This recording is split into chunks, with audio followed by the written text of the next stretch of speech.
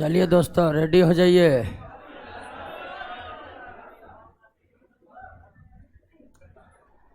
कुमार अंकित,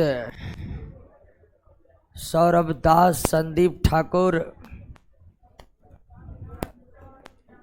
अमलेश कुमार, श्वेता मिश्रा,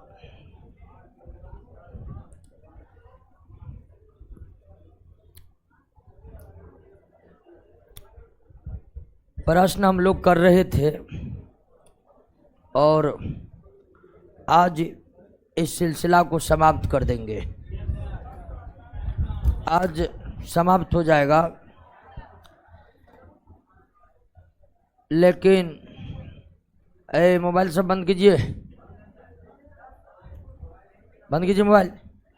गजब स्थिति है।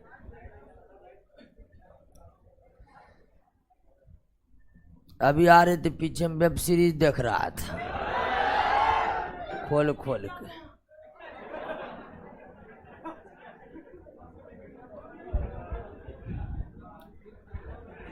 ध्यान दीजिए, बार बार करें, प्रश्न याद नहीं हो रहा है।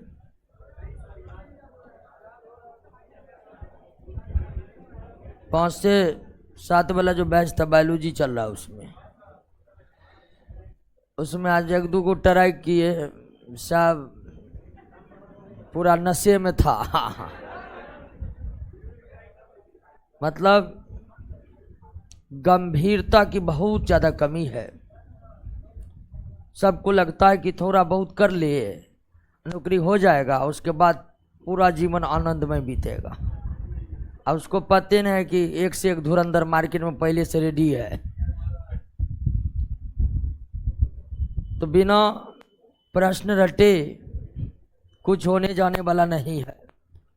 और उसमें भी जितना प्रश्न हम करा रहे हैं वो सारे प्रश्न को रटना बहुत जरूरी है। हमको पता है कई जगह केमिस्ट्री 20 क्लास में खत्म होता है,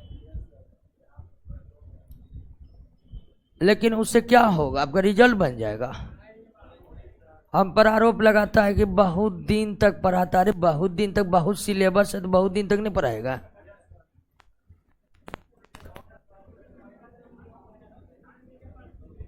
जीएस का सिलेबस ही लंबा, 1.5 साल से पहले कोई चांस ही नहीं है, ज़्यादा लग जाएगा कम नहीं।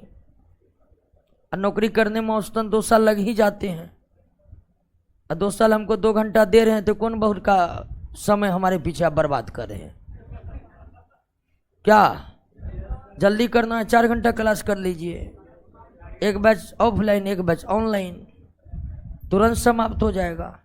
4 सब्जेक्ट एक बार में, 6 महीना के अंदर 80% सिलेबस समाप्त।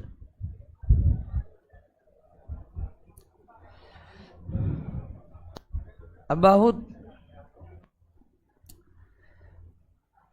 और उसके बाद जब देखिए मेरा क्वेश्चन नहीं संभलता है विद्यार्थी सबको, तो मार्केट में वो तो पढ़ने वालों को संभालना ही पड़ेगा। हंस के संभाले, रो के संभाले।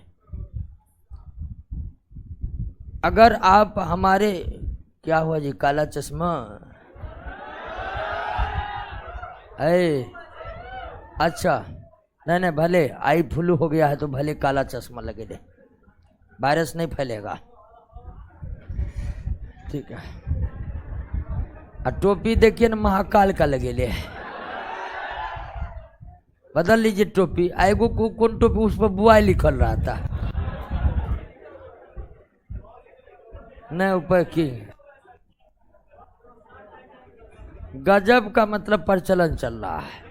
कुछ समय देखे तो पेंट यहीं से, जीन्स, तो कल ये कौन कैटेगरी है जी? हाँ, जीन्स जो है कुछ लड़का देखिए जीन्स यहीं से था, और ऊपर से वो हमारे 92-98 के दशक में दादाजी जो जूता पहनते थे, वो वाला जूता चमचमाते हुए। तो हमको लगा कि हो सकता है फैमिली में कोई फैशन डिजाइनर होगा। गजब गजब का ड्रेस भी निकल रहा है आजकल। तो पूरा गंभीर बने रहिए, और प्रश्नों को याद करते रहिए।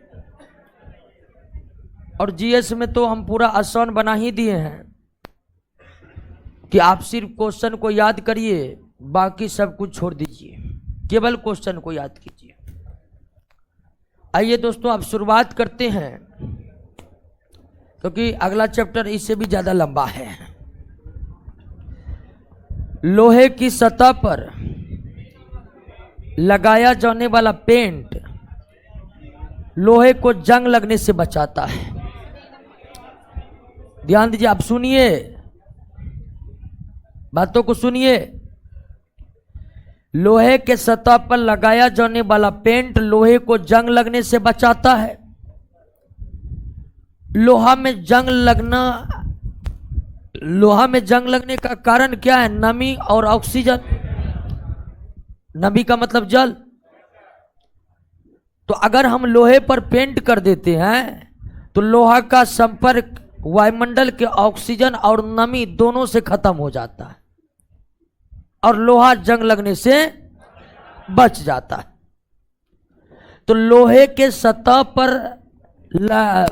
पर लगाया जाने वाला पेंट लोहे को ऑक्सीजन और नमी के संपर्क में आने जंग लगने का यही कारण है। ऑक्सीजन और नमी, ऑक्सीजन और नमी। लोहे का शुद्ध रूप कौन है? पिटवा लोहा। पिटवा लोहा सबसे शुद्धतम लोहा है जिसमें कार्बन की मात्रा 0.1 से 0.2% होता है। सबसे शुद्धतम लोहा पिटवा लोहा है, ये बात आप जान चुके हैं। आगे बढ़ जाते हैं। लोहे का जस्तीकरण कर देने पर, जस्तीकरण मतलब गैल्वेनाइजेशन, अंग्रेजी में क्या कहते हैं? गैल्वेनाइजेशन कहते हैं। तो लोहे का जब हम जस्तीकरण करते हैं तो क्या करते हैं? तो जस्ता को खौला लेते हैं, जस्ता को, और उसमें लोहा डाल देते हैं। इससे क्या होता है कि लोहा के ऊपर जस्ते की पतली परत बैठ जाती है। लोहे के ऊपर जब जस्ता की पतली परत बैठ गया तो अब लोहा वायु, जस्ता लोहे की अपेक्षा अधिक क्रियाशील है। तो अगर लोहे का आप जस्तीकरण कर दिए, लोहे के ऊपर जस्ता का परत चढ़ा दिए, तो अब लोहा के ऊपर जस्ता का परत है, तो वातावरण के ऑक्सीजन और नमी से कौन अभिक्रिया करेगा? लोहा बचा रह जाएगा। समझे कि नहीं समझे? तो जस्ता लोहे की अपेक्षा अधिक क्रियाशील होता है, जिससे वायु का प्रभाव जस्ता पर ही पड़ता है, लोहा पर नहीं पड़ता। निम्नलिखित में किस खनिज में ऑक्सीजन नहीं है? तो इसको बनाने के लिए सबसे पहले सबका फार्मूला जानना पड़ेगा। बॉक्साइट का फार्मूला होता है Al2O3 2H2O। तो बॉक्साइट में तो ऑक्सीजन है। हेमाटाइट Fe2O, इसमें भी ऑक्सीजन। ये कैल्साइट होगा, कैल्साइट। कैल्साइट टीन का अयस्क है। स्टेनस ऑक्साइड को क्या कहते हैं? कैल्साइट कहते हैं। तो बॉक्साइट में भी ऑक्सीजन है, हेमाटाइट में भी ऑक्सीजन है, और ये कैल्साइट है जो टीन का अयस्क है, इसमें भी ऑक्सीजन है। तो इस मतलब आंसर क्या होगा? Cryolite Na3Al(F6). क्रायोलाइट में है ऑक्सीजन, क्रायोलाइट में है ऑक्सीजन नहीं है। तो किस खनिज में ऑक्सीजन नहीं है? क्रायोलाइट में ऑक्सीजन नहीं है, बॉक्साइट में ऑक्सीजन है, हेमाटाइट में ऑक्सीजन है, कैल्साइट में ऑक्सीजन है। निम्नलिखित में कौन सा कथन सही नहीं है? निम्नलिखित में कौन सा कथन सही? शुद्ध अवस्था में आयरन उपयोगी नहीं होता है, बिल्कुल सही है। क्यों? तो शुद्ध अवस्था में आयरन में जंग ही इतना ज्यादा लगता है कि वो कोई काम के नहीं हो सकते। किसी भी धातु में अन्य पदार्थ को मिश्रित करने पर धातु के गुण में परिवर्तन आ जाता है, बिल्कुल। किसी भी धातु में अन्य पदार्थ को मिलाने पर मिश्र धातु का निर्माण होता है, और मिश्र धातु निश्चित ही धातु के गुण में परिवर्तन ला देता है। तो बी भी सही है। धातु में अन्य पदार्थ को मिलाकर मिश्र धातु तैयार किए जाते हैं। बिल्कुल सही है। मिश्र धातु में दो या दो से अधिक धातु या एक धातु एक अधातु को मिलाते हैं, यह भी सही है। तो मतलब अब डी को क्या होना पड़ेगा, गलत होना पड़ेगा। पढ़ लेते हैं। मिश्र धातु बनाते समय धातु में केवल धातु को ही मिश्रित किया जा सकता, धातु को नहीं, यह बिल्कुल गलत है। मिश्र धातु बनाते समय अधातु को भी मिलाया जाता है, जैसे इस्पात। इस्पात में लोहा और कार्बन रहता है कि नहीं, इस्पात में लोहा और कार्बन रहता है, और आप कार्बन जानते हैं कार्बन क्या है। तो मिश्र धातुओं के अवयव अधातु भी हो सकते हैं, मिश्र धातु के अवयव अधातु भी हो सकते हैं। दो या दो से अधिक धातु अथवा एक धातु एक अधातु के समांगी मिश्रण को क्या कहते हैं, मिश्र धातु कहते हैं। दो या दो से अधिक धातु के समांगी मिश्रण को मिश्र धातु कहते हैं, या एक धातु एक अधातु के समांगी मिश्रण को भी क्या कहते हैं। अगला, निम्नलिखित कथनों पर विचार कीजिए। अगर मिश्र धातु का एक अवयव पारा है तो इसे अम्लगम कहते हैं। बिल्कुल सही है। पारा आप जानते हैं कि एक लिक्विड धातु है, पारा एक लिक्विड धातु है, और पारा एक ऐसा लिक्विड धातु है जिसमें सारे धातु घुल जाते हैं, अपवाद है लोहा। पारा अपने में सभी धातुओं को घुला सकता है, केवल लोहा को छोड़कर। तो पारा में मान लीजिए जस्ता डाल दिए, सीसा डाल दिए, सोडियम डाल दिए, तो वो पारा में घुल जाता है। और जब कोई धातु पारा में घुल जाता है तो उस घोल को हम क्या कहते हैं, अम्लगम कहते हैं। बस याद रखना है कि पारा में लोहा नहीं घुलता है, इसलिए पारा को जो स्टोर किया जाता है वो लोहे के बर्तन में ही स्टोर किया जाता है।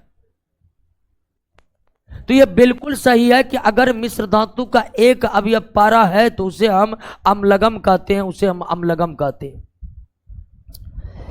दूसरा, शुद्ध धातु अथवा अवयवी धातु के तुलना में मिश्र धातु की विद्युत चालकता कम होती है।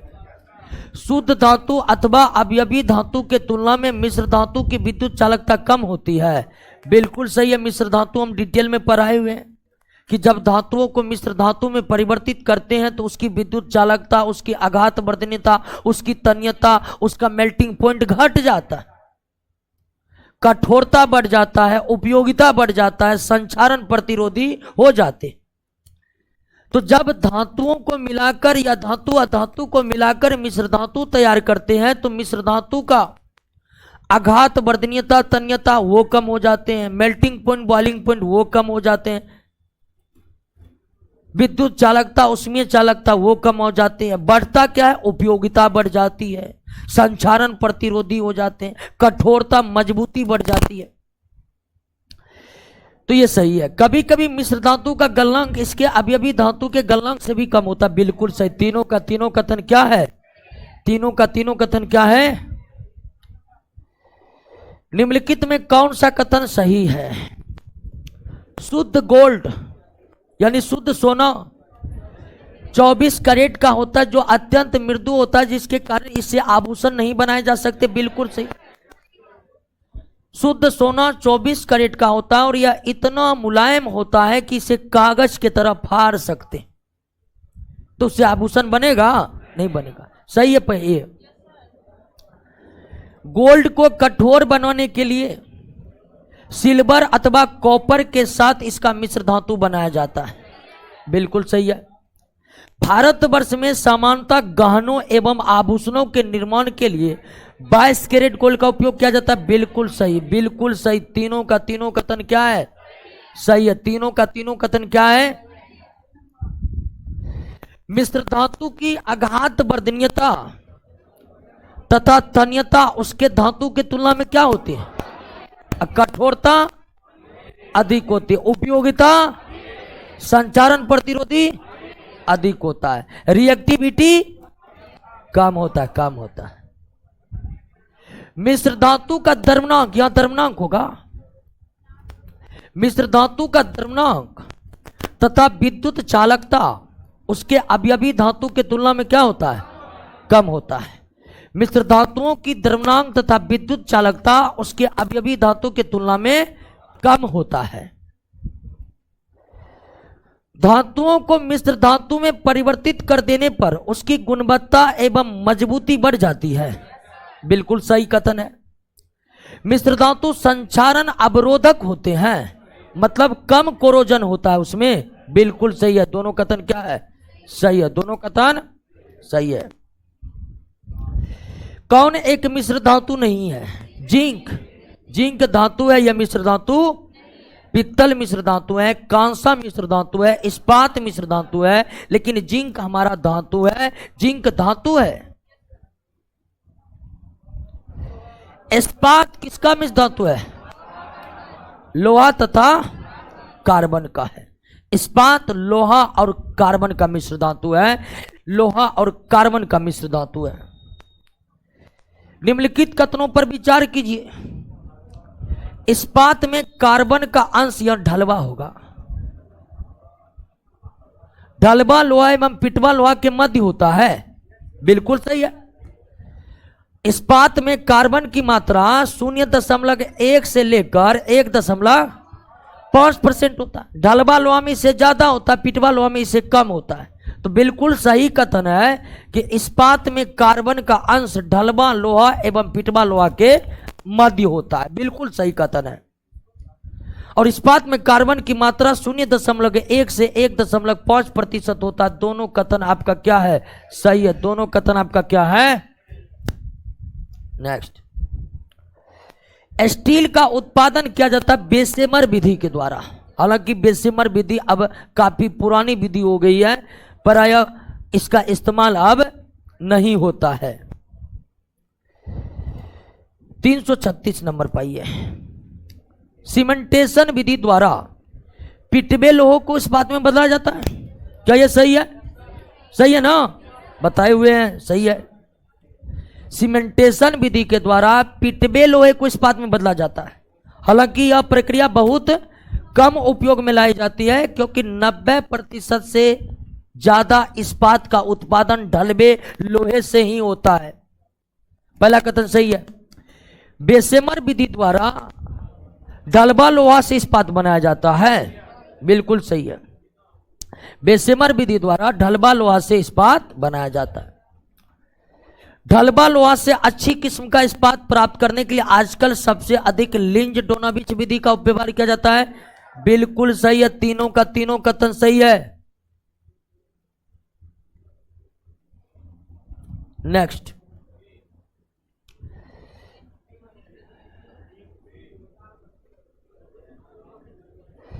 निम्नलिखित में कौन सी लोहे से इस्पात उत्पादन की सबसे आधुनिक विधि है? तो ये जो सीमेंस मार्टिन और लिंज डोनावाला है, ठीक है, सीमेंस मार्टिन और लिंज डोनाविच दोनों ही आधुनिक विधि है। और सबसे पुरानी विधि कौन है? बेसेमर विधि, ठीक है ना। सीमेंस मार्टिन विधि, लिंज डोनाविच विधि इस्पात बनाने की आधुनिक विधि है। आधुनिक विधि, और दोनों विधि में ढलवे लोहे से ही ज्यादातर इस्पात बनाया जाता है। निम्नलिखित में कौन सा कथन सत्य है? स्टील में कार्बन का अंश 0 से 1.5% के बीच में रहता है।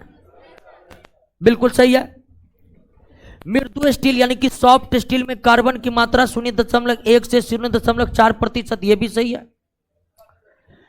कठोर स्टील में कार्बन का अंश 0.5 से 1.5% होता है, यह भी सही है। तीनों का तीनों कथन क्या है? सही है। तीनों का तीनों कथन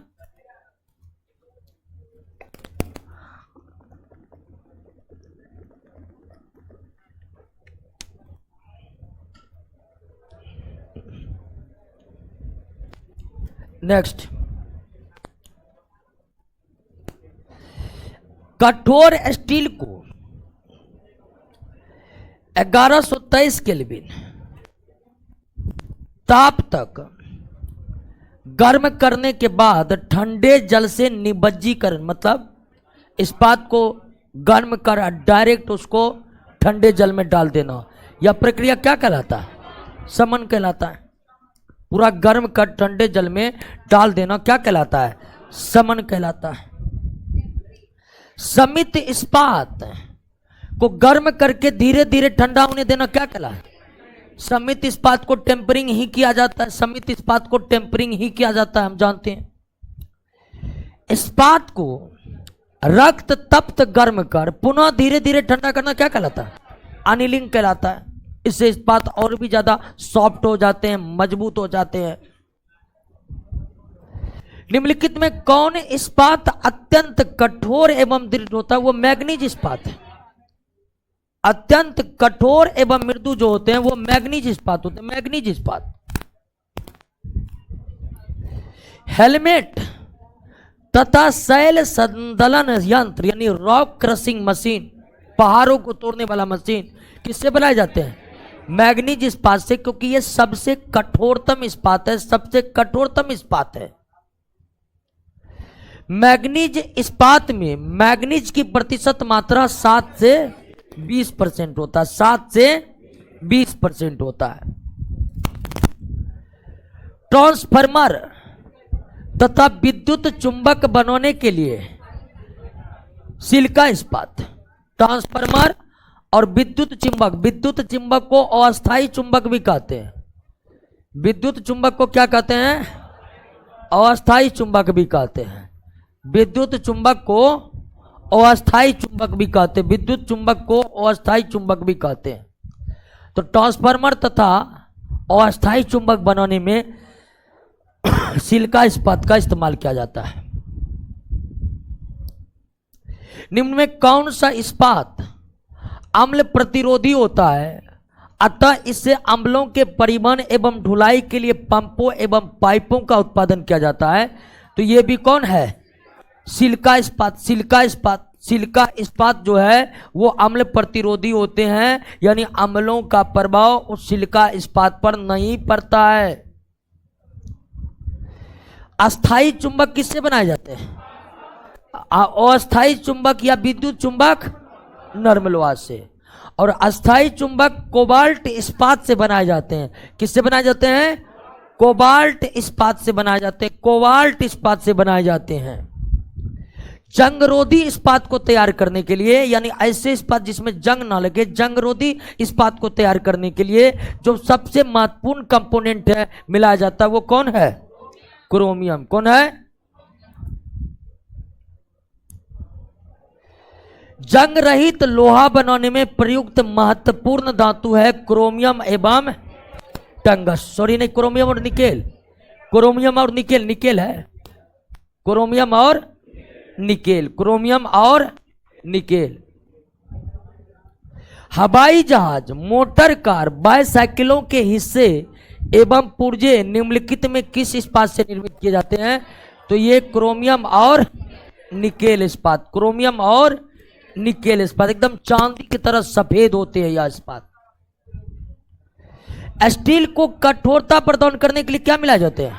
मैग्नीज। लेकिन मैग्नीज 20% से अधिक नहीं होनी चाहिए। मैग्नीज 20% से अधिक नहीं होनी चाहिए।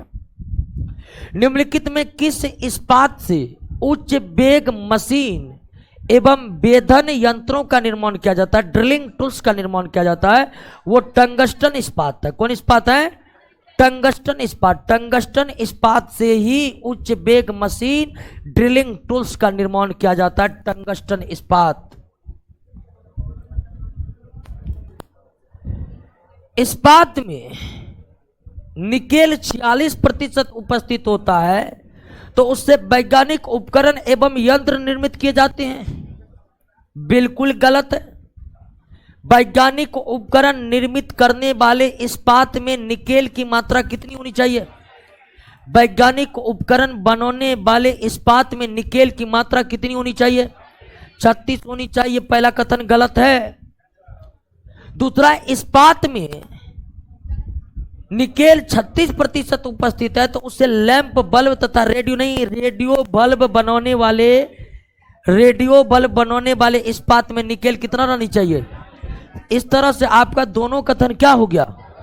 वैज्ञानिक उपकरण बनाने वाले इस्पात में निकेल 36, लैंप बल्ब बनाने वाले इस्पात में निकेल 46 होनी चाहिए। तराजू, बीम एवं हल्के उपकरण निर्माण के लिए निम्नलिखित में किस मिश्र धातु का प्रयोग किया जाता है? मैग्नीशियम, और मैग्नीशियम एल्युमिनियम और मैग्नीशियम का मिश्र धातु है।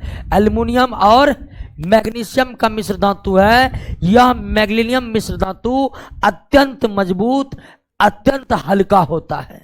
मजबूती पूरी, लेकिन यह हल्का होता है। अत्यंत शक्तिशाली एवं अत्यंत संक्षारण प्रतिरोधी कांसा, कांसा कॉपर और टीन का मिश्र धातु है। कांसा कॉपर और टीन का मिश्र धातु है। कांसा कॉपर और टीन का मिश्र धातु है। बर्तन, स्क्रू, नट एवं बोल्ट के निर्माण में प्रयुक्त होने वाला पीतल किसका मिश्र धातु है? तो पीतल कॉपर और जिंक का मिश्र धातु है। पीतल कॉपर एवं जिंक का मिश्र धातु है। कॉपर एवं जिंक का मिश्र धातु है। स्टेनलेस स्टील में निम्नलिखित में कौन सा तत्व शामिल है? तो स्टेनलेस स्टील मतलब जंगरोधी इस्पात। इसमें क्रोमियम का होना तो अनिवार्य है, उसके अलावे निकेल हो सकता है, और इस्पात है तो आयरन तो होगा ही होगा। विद्युत तापी साधन के लिए, तापी घटक बनाने के लिए किस मिश्र धातु का उपयोग किया जाता है? नाइक्रोम का। नाइक्रोम का, नाइक्रोम का। बर्तन बनाने में प्रयुक्त जर्मन सिल्वर, कॉपर, जस्ता, निकेल। जस्ता को ही जिंक कहते हैं, जस्ता जिंक एक ही बात हुआ। कॉपर, जस्ता, निकेल। और इसका नाम देखिए जर्मन सिल्वर है। जर्मन इसलिए क्योंकि पहली बार यह कहां बनाए गए थे? जर्मनी में। पहली बार इस मिश्र धातु को जर्मनी में तैयार किया गया था, और इस मिश्र धातु का रंग हूबहू चांदी के समान। जर्मन सिल्वर में कॉपर, जिंक या जस्ता, निकेल होता है, चांदी नहीं होता है। लेकिन फिर भी इसके नाम में चांदी इसलिए लगा हुआ है कि जर्मन सिल्वर हूबहू दिखने में चांदी के तरह ही होते हैं। एक आम आदमी फर्क ही नहीं कर पाएगा कि कौन जर्मन सिल्वर है और कौन सिल्वर है। इतनी ज्यादा समानताएं होती है इसमें। रोड गोल्ड, रोड गोल्ड तांबा और एल्युमिनियम का मिश्र धातु है। ये सोने के तरह दिखते हैं, इससे सस्ते आभूषण का निर्माण किया जाता है रोड गोल्ड से। जर्मन सिल्वर में कौन सा तत्व नहीं होता? जर्मन सिल्वर में सिल्वर ही नहीं होता है। जर्मन सिल्वर में, फिर भी इन्हें सिल्वर क्यों कहा जाता है आप समझ रहे हैं ना? ये हूबहू दिखने में किसके समान होते हैं?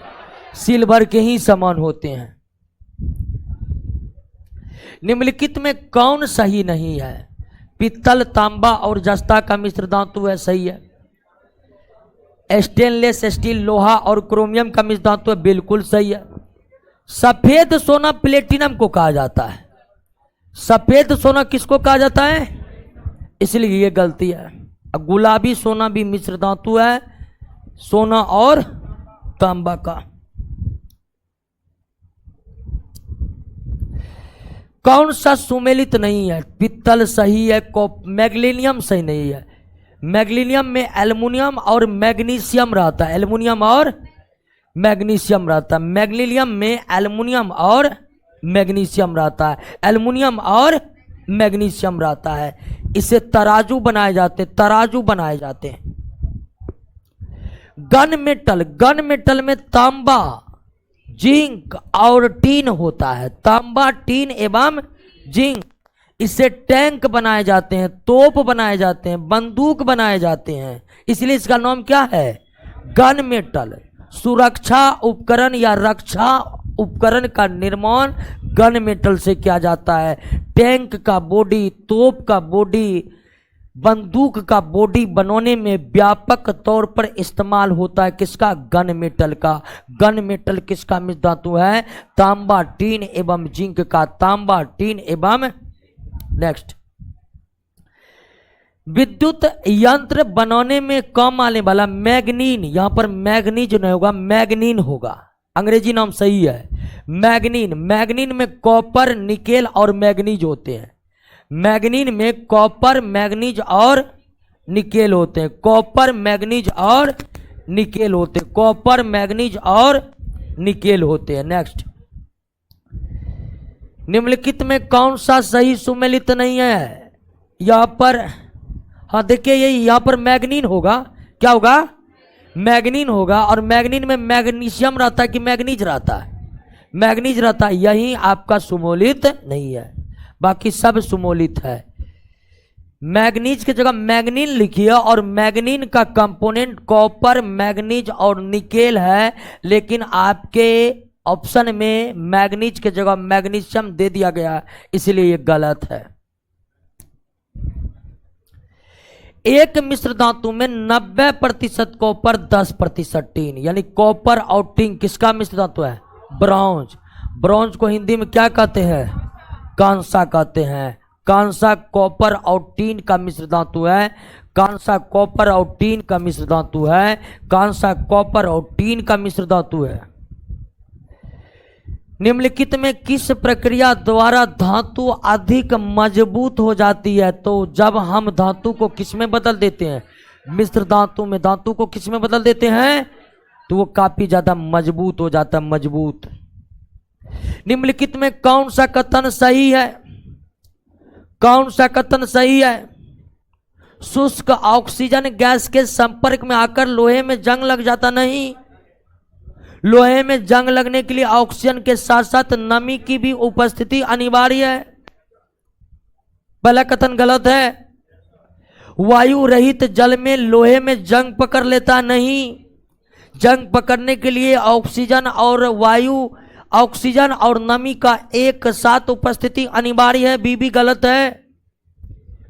लोहे में जंग लगने के लिए ऑक्सीजन और जलवाष्प की एक साथ उपस्थिति आवश्यक है। बिल्कुल ये कथन सही है। ये कथन सही है कि लोहे में जंग लगने के लिए ऑक्सीजन और जलवाष्प की एक साथ उपस्थिति आवश्यक है। एक साथ उपस्थिति आवश्यक है। मिश्र धातु होता क्या है? लगता है रोहित कुमार रंजन पिछला क्लास आपका छूट गया है। जो टॉपिक का क्वेश्चन चल रहा है इसका थ्योरी पहले ही हम पढ़ा चुके हैं और क्वेश्चन चल रहा है, और आज इस चैप्टर का लास्ट क्वेश्चन वाला क्लास है। अगले क्लास से नया चैप्टर चालू हो जाएगा। इलेक्ट्रॉनिक पाइपलाइन धातु के चादरों एवं विद्युत तारों की वेल्डिंग में काम आने वाला सोल्डर टीन और सीसा का मिश्र धातु है। टीन और सीसा का मिश्र धातु है। टीन और सीसा का मिश्र धातु है। प्रेशर कुकर हवाई जहाज के ढांचा बनाने में प्रयुक्त होने वाला मिश्र धातु डुरेलुमीन में एल्युमिनियम तथा कॉपर के अलावे कौन सी अन्य धातु हल्की मात्रा में मिश्रित रहती है? तो डुरेलुमीन का मुख्य कंपोनेंट एल्युमिनियम और कॉपर है, लेकिन हल्की मात्रा में मैग्नीशियम मैग्नीज दोनों मिला रहता है। हल्की मात्रा में मैग्नीशियम और मैग्नीज दोनों मिला रहता है। नेक्स्ट, मुंज मेटल तथा डच मेटल कॉपर और जिंक का मिश्र धातु है। बिल्कुल सही है। मुंज मेटल में भी कॉपर और जिंक और डच मेटल में भी कॉपर और जिंक, सही है। मुंज मेटल भी कॉपर और जिंक का मिश्र धातु है। डच मेटल भी कॉपर और जिंक का मिश्र धातु है, लेकिन इन दोनों धातु का दोनों मिश्र धातु में प्रतिशत मात्रा अलग अलग होता है। मुंज मेटल में 80% कॉपर और 20% जिंक होता नहीं, गलत है। मुंज मेटल में 60% कॉपर और 40% जिंक होता है, और डच मेटल में 80% कॉपर, 80% कॉपर और 20% जिंक होता है। तो मुंज मेटल, ये भी कथन गलत है, सही है केवल एक। मुंज मेटल जो है, मुंज मेटल और डच मेटल दोनों कॉपर और जिंक का मिश्र धातु है, लेकिन मुंज मेटल में कॉपर और जिंक की प्रतिशत मात्रा 60 और 40 होती है, और डच मेटल में कॉपर और जिंक की मात्रा 80 और 20 होता है, 80 और 20 होता है। रोज मेटल बिस्मथ सीसा टीन का मिश्र धातु है। रोज मेटल बिस्मथ सीसा टीन का मिश्र धातु है। बिस्मथ सीसा टीन का मिश्र धातु है। बिस्मथ सीसा टीन का मिश्र धातु है। नेक्स्ट, निम्नलिखित में कौन सा विकल्प सही सुमेलित नहीं है? गन मेटल कॉपर जस्ता टीन सही है। डेल्टा मेटल कॉपर जिंक लोहा। मोनल मेटल गलती है। मोनल मेटल में कॉपर तथा निकेल रहता है। कॉपर तथा निकेल ही रहता है। मोनल मेटल कॉपर और निकेल का मिश्र धातु है। मोनल मेटल कॉपर और निकेल का मिश्र धातु है। कॉपर और निकेल का मिश्र धातु है। चुंबक बनाने के लिए किस मिश्र धातु का प्रयोग किया जाता है? एल्निको। किसका? एल्निको का प्रयोग किया जाता है। चुंबक बनाने के लिए एल्निको का प्रयोग किया जाता है। एल्निको। एल्निको मिश्र धातु में लोहा निकेल एल्युमिनियम रहता है। लोहा निकेल एल्युमिनियम। एल्निको मिश्र धातु में लोहा निकेल एल्युमिनियम होता है। लोहा निकेल एल्युमिनियम। इलेक्ट्रॉन का प्रमुख धातु अवयव कौन है? मैग्नीशियम। 95% मैग्नीशियम ही रहता है। शेष क्या रहता है? कॉपर रहता है। ब्रिटेनिया मेटल मिश्र धातु है एंटीमनी तांबा और टीन का। एंटीमनी तांबा और टीन का। ब्रिटेनिया मेटल मिश्र धातु है एंटीमनी तांबा और टीन का। एंटीमनी तांबा और टीन का। निम्नलिखित में कौन सा विकल्प सुमेलित नहीं है? कौन सा तांबा और टीन है? पित्तल तांबा और जिंक सही है। जर्मन सिल्वर तांबा जिंक और निकेल। जर्मन सिल्वर तांबा जिंक और निकेल। यह मुद्रण धातु गलती है। मुद्रण धातु में सीसा आर्सेनिक टीन नहीं रहता है। सीसा आर्सेनिक कॉपर रहता है।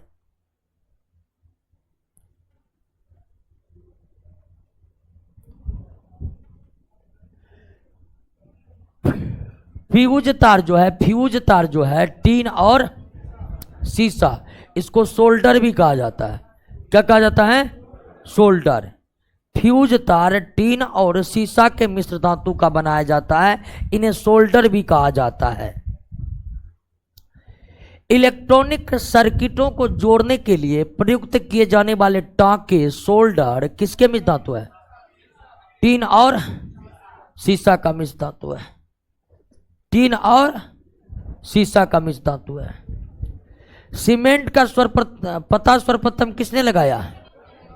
जोसेफ स्पडीन ने। सीमेंट का पता किसने लगाया सर्वप्रथम? जोसेफ स्पडीन ने। निम्नलिखित कथनों पर विचार कीजिए। सीमेंट का पता सर्वप्रथम जोसेफ स्पडीन ने लगाया था। उसने उसका नाम पोर्टलैंड रखा था। क्या ये सही है? बिल्कुल सही है। बताए थे कि जोसेफ स्पडीन जो इंग्लैंड के थे, तो उन्होंने जब सीमेंट बनाया तो इंग्लैंड में एक खास जगह था पोर्टलैंड, और वहां पर चूना पत्थर मिलता था। तो पोर्टलैंड के चूने पत्थर से जोसेफ स्पडीन के द्वारा बनाए गए सीमेंट का कलर मिलने के कारण उन्होंने इसका नाम क्या रखा? Portland cement. क्या रखा? आधुनिक समय में उपयोग किया जाने वाला सीमेंट पोर्टलैंड सीमेंट का ही संशोधित किस्म है। बिल्कुल सही है। दोनों कथन सही है। दोनों कथन सही है।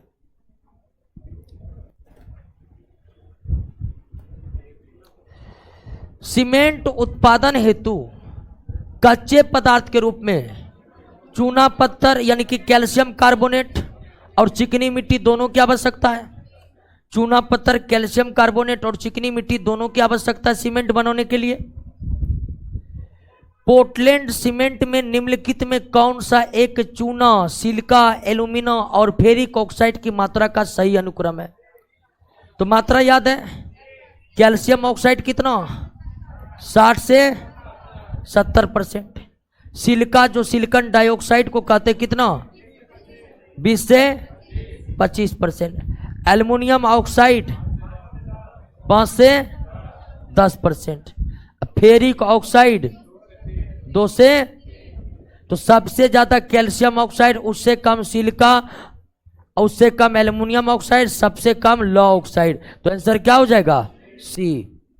सीमेंट के जो प्रमुख अवयव है उनकी प्रतिशत मात्रा दिया हुआ है, आप देख ही रहे हैं, और इस आधार पर इसका जो क्रम होगा वो आपके सामने में। नेक्स्ट, सीमेंट के संगठन में सर्वाधिक मात्रा किसकी होती है? सर्वाधिक मात्रा कैल्शियम ऑक्साइड की होती है, 60 से 70% कैल्शियम ऑक्साइड होते हैं। निम्नलिखित में कौन सा एक सत्य है? सीमेंट ना तो तत्व है ना ही यौगिक है, बल्कि सीमेंट क्या है? सीमेंट एक मिश्रण है। सीमेंट एक मिश्रण है। सीमेंट निर्माण में प्रयुक्त कच्चा पदार्थ चूना पत्थर किसका स्रोत है? तो चूना पत्थर कैल्शियम। सीमेंट बनाने में 2 कच्चे पदार्थ का इस्तेमाल किया जाता था, चूना पत्थर, चिकनी मिट्टी। तो चूना पत्थर जो कैल्शियम ऑक्साइड का स्रोत था, और चिकनी मिट्टी सिलिका, एल्युमिनियम ऑक्साइड और लौ ऑक्साइड का स्रोत है। सीमेंट निर्माण में प्रयुक्त कच्चा पदार्थ चिकनी मिट्टी प्रदान करती है। चिकनी मिट्टी सिलिका, एल्युमिनियम ऑक्साइड, लौ ऑक्साइड तीनों प्रदान करती है, ठीक है ना। चिकनी मिट्टी सिलिका, एल्युमिनियम ऑक्साइड, लौ ऑक्साइड तीनों प्रदान करता है। सीमेंट निर्माण में प्रयुक्त कच्चा पदार्थ चूना पत्थर तथा चिकनी मिट्टी द्रव्यमान के अनुसार किस अनुपात के लिए, किस अनुपात में लिए जाते हैं?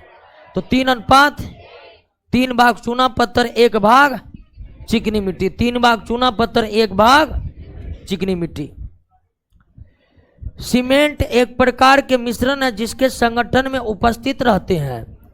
तो सीमेंट में die calcium silicate, tri calcium silicate, tri calcium तीनों रहता है। सीमेंट के भट्ठी में चिकनी मिट्टी चूना पत्थर रिएक्शन करके इन्हीं 3 कंपाउंड का निर्माण करता है, और इसी का मिश्रण है सीमेंट। सीमेंट में जिप्सम मिलाने का प्रयोजन यह है कि सीमेंट को शीघ्र जमने की प्रक्रिया को निलंबित करना, मतलब देरी करना।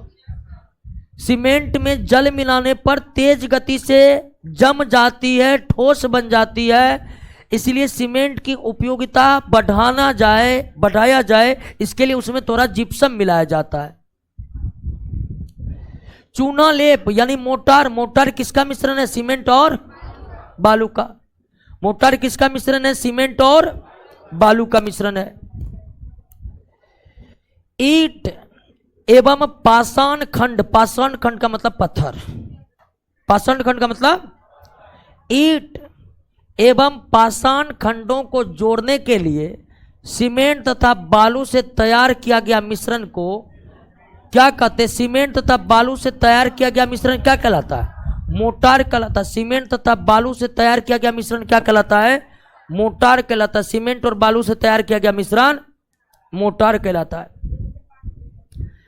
भट्टी से प्राप्त सीमेंट के क्लिंकर में कितना प्रतिशत जिप्सम होता है? 5 से 10%।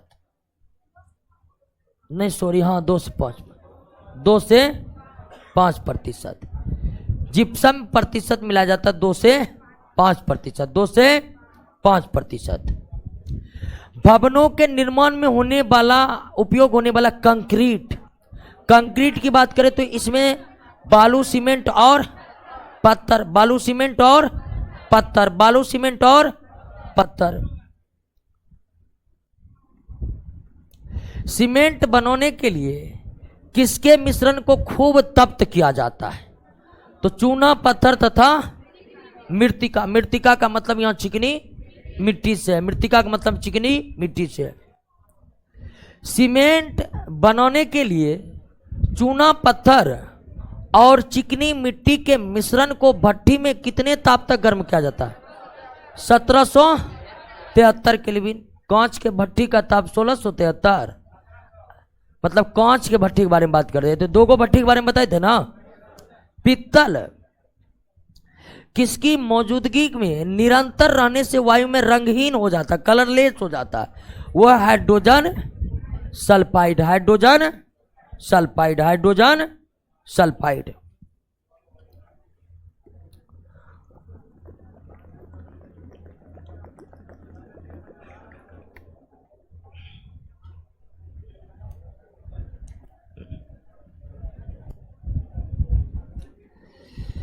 निम्नलिखित कथनों पर विचार कीजिए।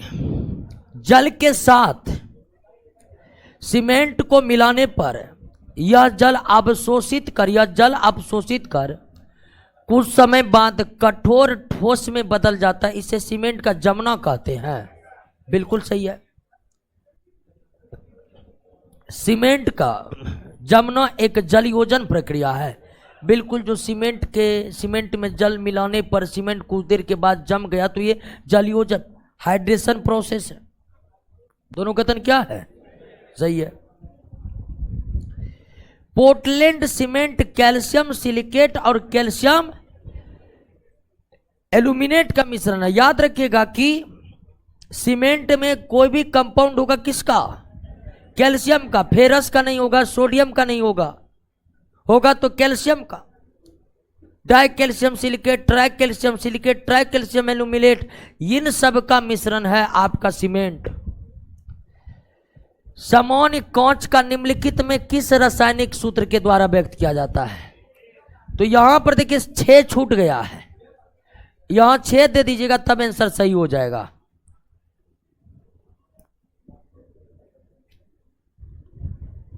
तो कांच का कोई फार्मूला नहीं होता क्योंकि कांच भी मिश्रण है, फिर भी कांच को Na2CO6SiO2 के द्वारा दर्शाया जाता है।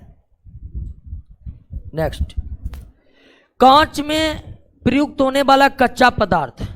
तो कांच में प्रयुक्त होने वाला कच्चा पदार्थ सोडियम कार्बोनेट, कैल्शियम कार्बोनेट, बालू तीनों है। तीनों का इस्तेमाल करते हैं, तीनों का इस्तेमाल करते हैं। तो कांच में प्रयुक्त होने वाला कच्चा पदार्थ सोडियम कार्बोनेट भी है, कैल्शियम कार्बोनेट भी है, बालू भी है।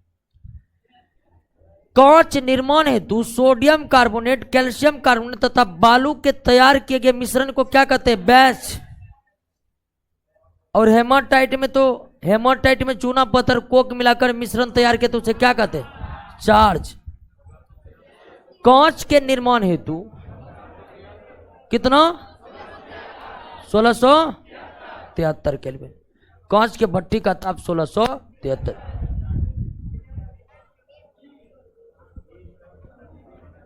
कांच किसका मिश्रण है? कैल्शियम सिलिकेट तथा सोडियम सिलिकेट और कैल्शियम सिलिकेट, सोडियम सिलिकेट और इसी का नाम मिश्रण है। भट्टी से यही दोनों निकला था। कांच तैयार करने वाले भट्टी से कौन गैस बाहर निकलता है? Carbon dioxide. कांच तैयार करने वाले भट्टी से कार्बन डाइऑक्साइड निकलता है। अगला, भट्टी से प्राप्त कांच द्रव रूप में प्राप्त होता है, जिसमें कांच की विभिन्न वस्तुओं को निर्मित कर फिर उसका शीतलन किया जाता है। बिल्कुल सही है। भट्टी से जो लिक्विड कांच निकलता है, उस लिक्विड कांच से विभिन्न प्रकार के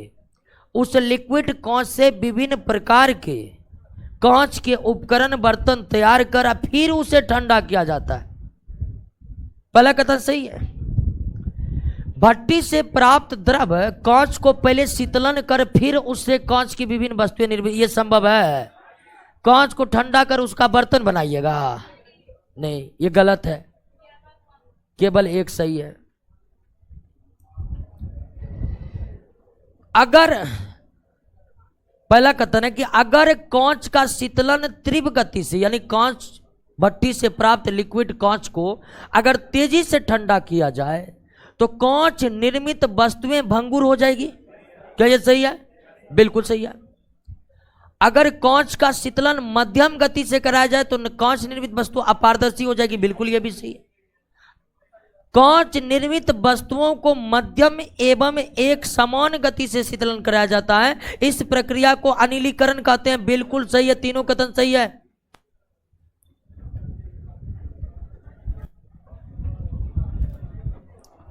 निम्नलिखित में किस कांच को मृदु कांच कहा जाता है? सोडा कांच को। सोडा कांच सबसे निम्न कोटि का कांच है, सबसे निम्न कोटि का। 393 एक लड़का का छूट गया है। 393 का आंसर बोल दीजिए ना कोई। 393 का, हाँ चलिए ए। निम्नलिखित में कौन सोडा कांच का गुण नहीं है? कौन सोडा कांच का गुण? यह सबसे सस्ता तथा सर्वनिष्ठ कांच है तथा यह भंगुर होता है। बिल्कुल सही है। ताप में एकाएक परिवर्तन के फलस्वरूप इस कांच में दरारें पड़ जाती है। बिल्कुल यह भी सही है। यह रासायनिक पदार्थों से सुगमता पूर्वक प्रभावित हो जाता है। बिल्कुल यह भी सही है। यह कांच अद्भुत झिलमिलाहट उत्पन्न करता है। सोडा कांच के विषय में यह गलत है। अद्भुत झिलमिलाहट उत्पन्न करने वाला जो कांच है वो सीसा क्रिस्टल कांच है। सीसा क्रिस्टल कांच, सीसा क्रिस्टल कांच। कठोर कांच के संबंध में कौन सा सही है? कठोर कांच के संबंध में कौन सा सही है? यह कांच पोटेशियम कार्बोनेट तथा चूना पत्थर को संगलित करके बनाया जाता है। संगलित मतलब मिला करके बनाया जाता है। बिल्कुल। कठोर कांच का एक मुख्य अवयव पोटेशियम कार्बोनेट है। बिल्कुल सही है। यह कांच अम्ल के प्रति अधिक प्रतिरोधी होता है। बिल्कुल सही है। दोनों कथन क्या है? सही है। दोनों कथन क्या है? सही है।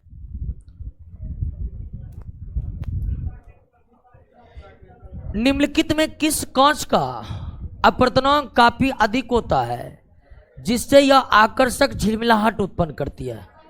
तो ये कौन है? सीसा क्रिस्टल कांच है। सीसा क्रिस्टल कांच।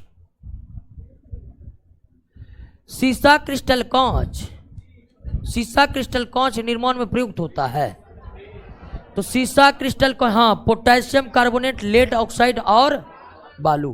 पोटेशियम कार्बोनेट, लेड ऑक्साइड और बालू। पोटेशियम कार्बोनेट, लेड ऑक्साइड और बालू। निम्नलिखित में किस कांच को बोरोसिलिकेट कांच कहते हैं? पायरेक्स कांच को। पायरेक्स कांच का पायरेक्स कांच का एक अवयव बोरेक्स है। पायरेक्स कांच का एक अवयव बोरेक्स है जिसके कारण पायरेक्स कांच को बोरोसिलिकेट कांच कहते हैं। और इस कांच की खासियत आपको पता ही है, बहुत ज्यादा उष्मा सहन करने योग्य होता है। प्रयोगशाला उपकरण, फार्मास्यूटिकल पात्र आदि का निर्माण किस कांच से किया जाता है? पायरेक्स कांच से।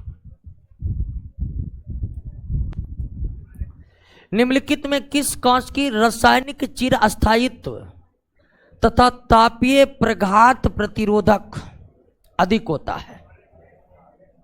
ये पायरेक्स कांच का मतलब हुआ कि ड्यूरेबिलिटी, मजबूती, थर्मल शॉक रेसिस्टेंट, बहुत अधिक उष्मा को सह सकने योग्य वाला पायरेक्स कांच। चश्मा दूरदर्शी कैमरा एवं चश्मा सूक्ष्मदर्शी कैमरा एवं दूरदर्शियों के लेंसों का उत्पादन प्रकाशीय कांच से, ऑप्टिकल कांच से किया जाता है। ऑप्टिकल कांच से किया जाता है। किसकी उपस्थिति के कारण फोटोक्रोमिक कांच धूप में स्वतः काला हो जाता है? सिल्वर ब्रोमाइड या सिल्वर क्लोराइड, दोनों के कारण। सिल्वर ब्रोमाइड या सिल्वर क्लोराइड, सिल्वर ब्रोमाइड या सिल्वर। पीछे मंदिरा का है।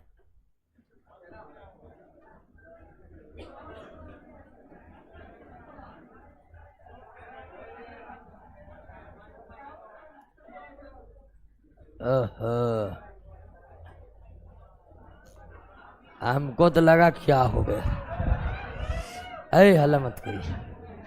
पायरेक्स कांच, पायरेक्स कांच को अधिक सामर्थ्य बनाने के लिए, पायरेक्स कांच को अधिक सामर्थ्य बनाने के लिए क्या मिलाया जाता है? बोरेक्स। बोरेक्स सोडियम का कंपाउंड है।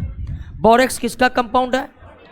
सोडियम का कंपाउंड है। सोडियम मिलाया जाता है। सोडियम का कंपाउंड। अब फॉर्मूला है हल्ला क्या कर रहे जी?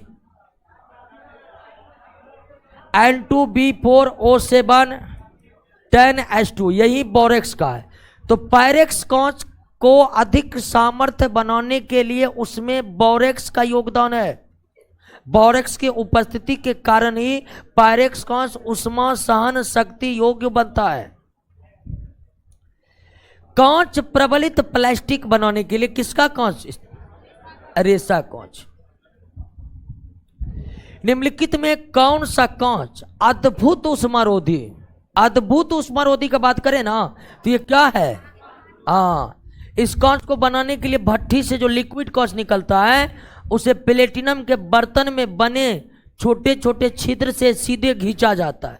इसे एकदम पतले पतले कांच के रेशे प्राप्त होते हैं। उसे क्या कहते हैं? कांच उल कहते हैं। प्रकाशिक कांच बनाने के लिए निम्नलिखित में प्रकाशिक कांच बनाने के लिए किसका इस्तेमाल होता है? फ्लिंट कांच का। किसका? फ्लिंट कांच का। इलेक्ट्रिक बल्ब बनाने में भी किसका ये इस्तेमाल होता है? फ्लिंट कांच का इस्तेमाल होता है। फ्लिंट कांच का। अतिशीतित द्रव कौन है? कांच। अतिशीतित द्रव कौन है? हाइड्रोफ्लोरिक कांच। हाइड्रोफ्लोरिक है, गजब स्थिति कहते हैं। हाइड्रोफ्लोरिक अम्ल। हाइड्रोफ्लोरिक अम्ल ये ऐसा अम्ल है जिससे कांच पर लिखावट की जाती है। जिससे कांच पर एक प्रश्न यह भी पूछा जाता है कि कांच पर लिखने के लिए कौन से एसिड का इस्तेमाल किया जाता है? तो कांच पर लिखने के लिए हाइड्रोफ्लोरिक का इस्तेमाल किया जाता है। और हाइड्रोफ्लोरिक अम्ल कांच पर जो लिखावट करता है वो कांच के सिलिकॉन डाइऑक्साइड से अभिक्रिया करके। चलिए हो गया। चलिए, चैप्टर तो बहुत बड़ा था और काफी ज्यादा, ध्यान दीजिए, हल्ला मत करिए। अगला चैप्टर भी बहुत बड़ा है तो लंबा चलेगा और ध्यान दीजिएगा, ऐ बातों को सुनिएगा ना हो। गजब। अगला चैप्टर भी बहुत बड़ा है और ध्यान दीजिए, केमिस्ट्री में यही 3 चैप्टर को पढ़ने में समय लगता है। तो अलबलाइएगा नहीं कि इतना लंबा समय काहे लग रहा है। चैप्टर बड़ा है, प्रश्न देख रहे हैं कितना है, इसलिए पढ़ने में लंबा समय लगेगा ही लगेगा। अब आइए अगले क्लास से नए चैप्टर नॉन मेटल की शुरुआत करेंगे। चलिएगा, 417 का पूछ रहे हैं कुछ लोग। 417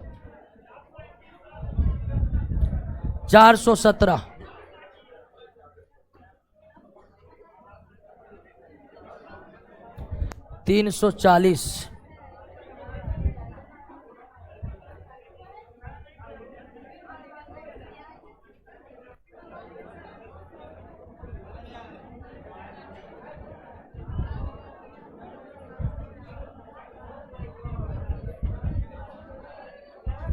340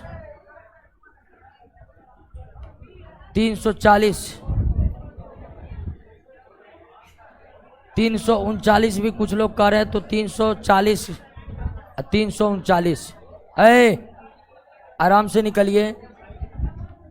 340 415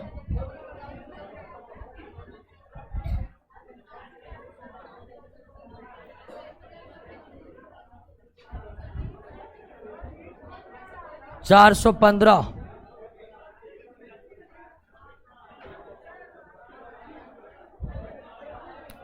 ऑनलाइन वाले जो है आंसर देते जाएगा जिनका छूट गया है। 415